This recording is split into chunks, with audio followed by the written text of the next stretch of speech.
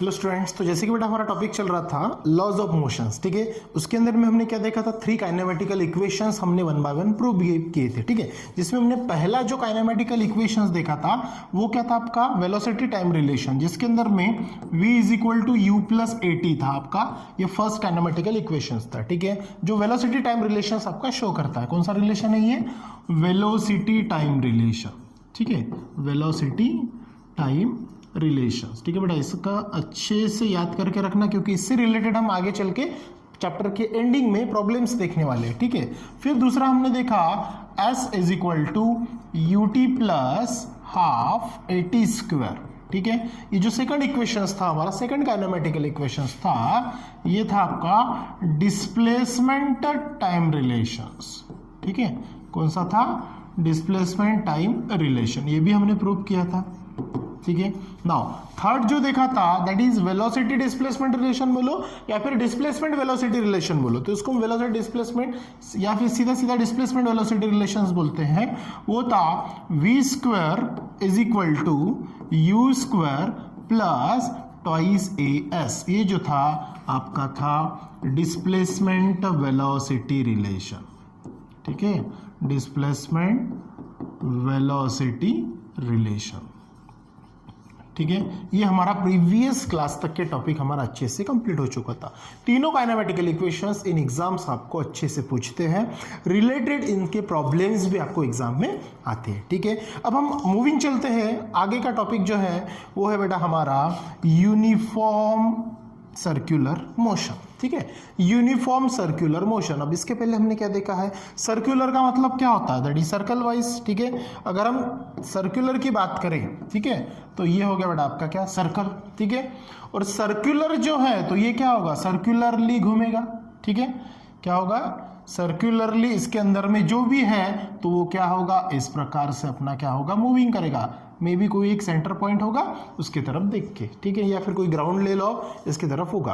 अब फिर बोला है यूनिफॉर्म, यूनिफॉर्म का मतलब क्या पढ़ा हमने, जब एक्सेलरेशंस पढ़ा तब यूनिफॉर्म का मतलब हमने देखा सेम टाइम और सेम स्पीड से वो क्या होगा, रिवॉल्व्स होगा, रोटेट होगा, गॉट इट। नाउ बाद में बोला सर्कुलर और मोशंस, तब इसका देखो यहाँ पे क्या बोला है कि लेट्स थिंक, बोला आपको कि observe the tip of the second hand of a clock, ठीक है। एक कोई सेकंड हैंड क्लॉक ले लो, उसकी टिप को ऑब्जर्वेशंस करो and what can you say that its velocity and speed, और उसकी वेलोसिटी और स्पीड का आपको ऑब्जर्वेशंस करना है, ठीक है। अब जब भी आपने वॉच देखा होगा तो वॉच के अंदर में आपको 3 काटा जो टिप्स मिलते हैं, जिसको हम क्या बोल सकते हैं, एरोज बोल सकते हैं, वो 3 प्रकार के होते हैं। एक आवर वाला होता है, एक मिनट वाला होता है और एक सेकंड वाला होता है, ठीक है। तो तीनों अपने अपने स्पीड से क्या होते हैं, रिवॉल्व करते रहते हैं, ठीक है। देखो यहाँ पे उन्होंने क्या बोला, the speed of the tip is constant, जो कांस्टेंट होती है, जो टिप होता है, मान के चलो हमने सेकंड टिप ले लिया, सेकंड काटा जो होता है तो वो कांस्टेंटली घूमते रहता है, ठीक है। बाद में but the direction of displacement and therefore its velocity is continue या फिर कॉन्स्टेंटली चेंजिंग, उसकी जो डायरेक्शन है तो वो क्या होती है, कॉन्स्टेंटली चेंज होती रहती है, तभी तो हमें एग्जैक्ट टाइम का पता चलता है, गॉट द पॉइंट। क्यों, क्योंकि उसकी स्पीड और वेलोसिटी क्या होती है, कॉन्स्टेंटली होती है, ठीक है। नाउ आज the tip is moving along the circular path, उसकी जो टिप है, मान के चलो ये कोई है तो ये सर्कुलर पाथ में घूम रहा है, एक पॉइंट फिक्स होता है, एक पॉइंट घूम रहा है, ठीक है, called as uniform circular motion. तो उसे क्या बोलते हैं, जो टिप है कंटिन्यूअसली 12 1 2 3 अप टू फिर से 12 तक घूमती है, उसे बोलते हैं यूनिफॉर्म सर्कुलर मोशन, मतलब बिना रुके सेम स्पीड से सेम डिस्प्लेसमेंट उसका हो रहा है। पॉइंट समझ में आया, तो उसे हम क्या बोलते हैं, uniform circular motions. Can give the examples, और एक हम एग्जांपल्स देखते हैं आगे चल के, देखो मोशन से रिलेटेड। अब यहाँ पे उन्होंने क्या दिया है, एक स्क्वायर लिया है, ठीक है, क्या लिया बेटा, एक स्क्वायर, ठीक है। हम स्क्वायर का भी देखते हैं, ठीक है, चलो एक स्क्वायर दिया है, ठीक है, इस प्रकार से एक स्क्वायर लिया है, ठीक है।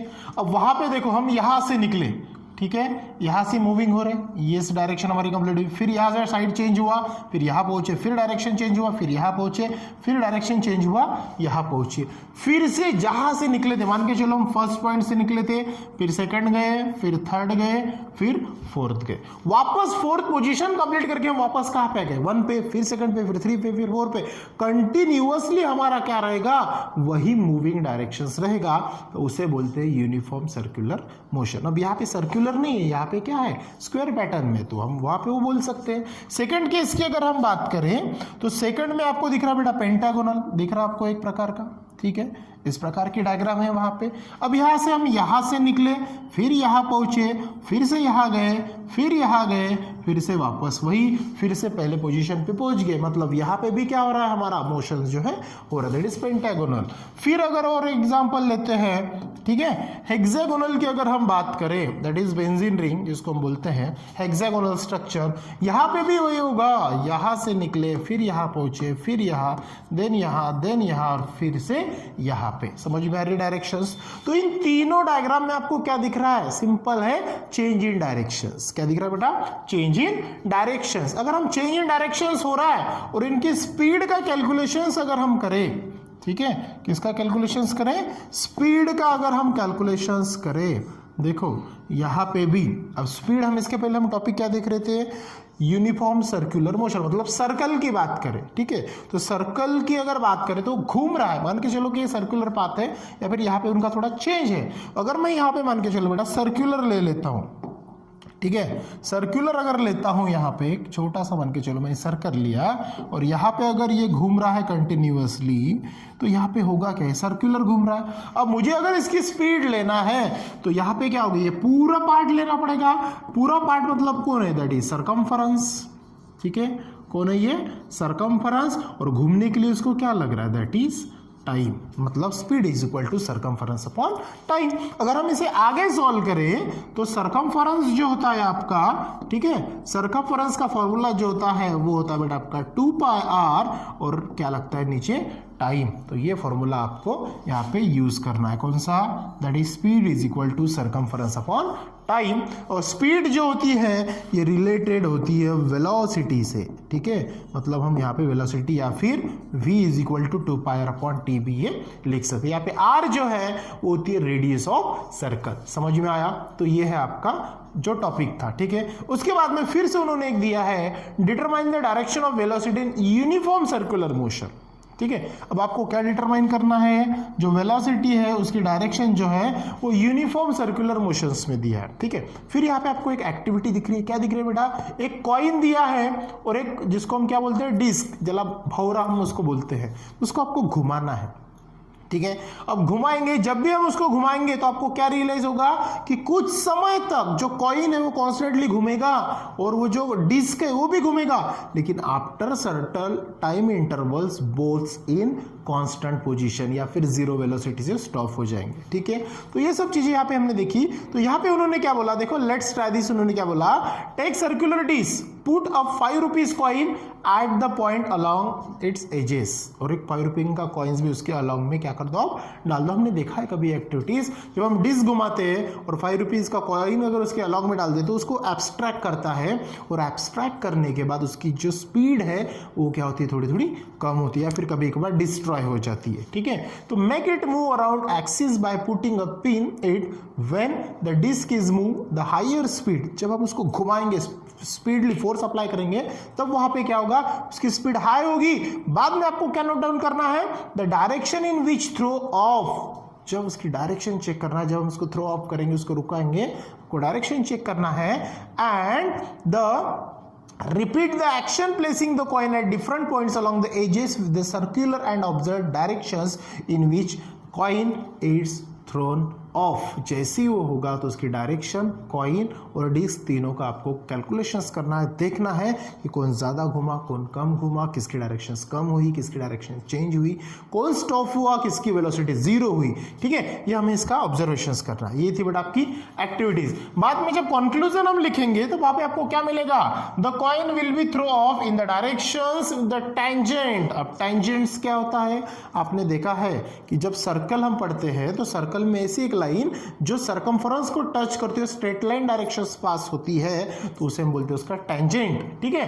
Then which the perpendicular of the radius of the disc, और वो क्या होती है, उसको परपेंडिकुलर होती है रेडियस ऑफ डिस्क को।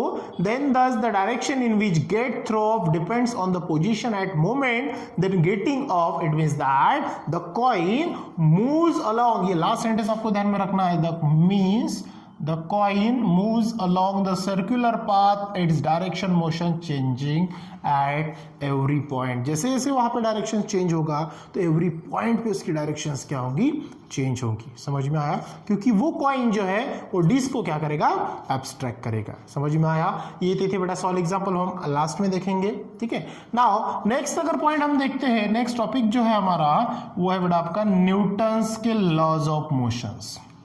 क्या करना है, न्यूटन्स के लॉज ऑफ मोशंस आपको पढ़ना है, और न्यूटन के हमें 3 लॉज पढ़ना है। कितने लॉज पढ़ना बेटा, 3 लॉज, जिसमें हमने क्या करना है, what could be the reasons for the following. यहाँ पे आपको कुछ रीजंस पूछे हैं तो आपको ये देखना है, ठीक है।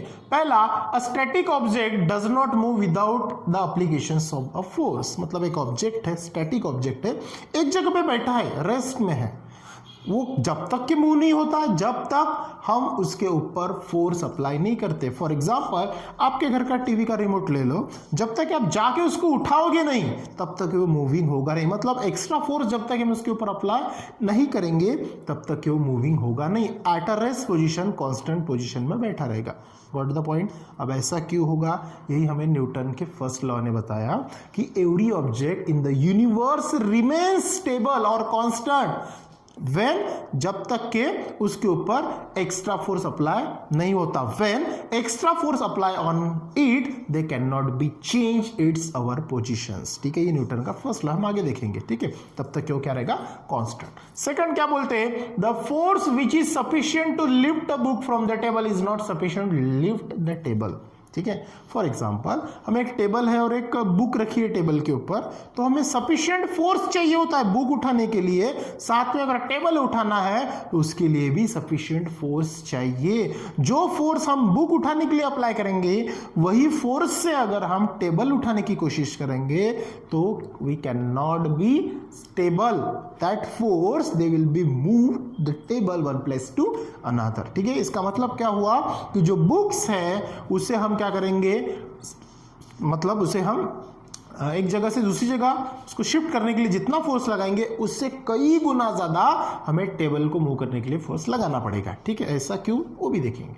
Now fruits on the tree fall down when the branches are shaken. जब हम ट्रीज देखते हैं, ट्रीज कोई फल का ट्रीज है, उसकी ब्रांचेस अगर हमने शेकन किया तब जाके उसके फ्रूट्स जो है वो फॉल डाउन होते हैं, नीचे गिरते हैं, तब तक के नहीं, मतलब जब तक हम फोर्स अप्लाई नहीं करते तब तक के उसके ऊपर क्या नहीं होता, वो फ्रूट जो है वो नीचे नहीं गिरते। So if we look for the reason about realise examples, realise that the object some inertia, जब तक हम उसके ऊपर फोर्स अप्लाई नहीं करते तब तक कि उसका मोशन नहीं होता। We have learn that the inertia is related to mass and object, मतलब जो इनर्शिया होता है जिसको हम जड़त्व बोलते हैं तो वो मास और ऑब्जेक्ट से रिलेटेड होता है। जब तक कि किसी ऑब्जेक्ट का मास ना हो और तब तक कि उसके ऊपर फोर्स अप्लाई नहीं होगा और उसका मूवमेंट नहीं होगा। Now, Newton first law describes the very important property that is therefore is called as laws of inertia. जो न्यूटन का फर्स्ट लॉ है उसने आपको laws of inertia ये प्रूव करके दिया है। All the instances of the inertia for the examples of Newton first law, ठीक है। जितने भी लॉज ऑफ इनर्शियाज होते हैं, इंसिडेंट एग्जांपल्स होते हैं, वो सभी के सभी न्यूटन के फर्स्ट लॉ से रिलेटेड होता है, ठीक है बेटा।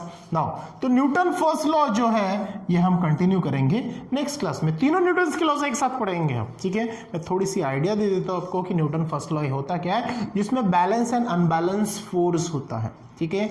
जिसमें आप सीसो ये गेम खेलते हो, टग ऑफ वॉर खेलते हो, जब तक के दोनों साइड में बैलेंस फोर्स है टग ऑफ वॉर में कोई नहीं जीतेगा।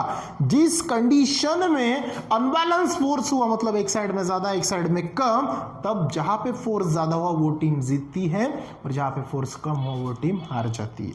तो बैलेंस अनबैलेंस फोर्स क्या होता है, न्यूटन से उसका रिलेशंस क्या है, न्यूटन का फर्स्ट लॉ कैसे एक्सप्रेस करेंगे, फिर सेकंड लॉ क्या होगा, थर्ड लॉ क्या होगा, ये वन बाय वन हम डिस्कस करेंगे नेक्स्ट क्लास में। So thank you.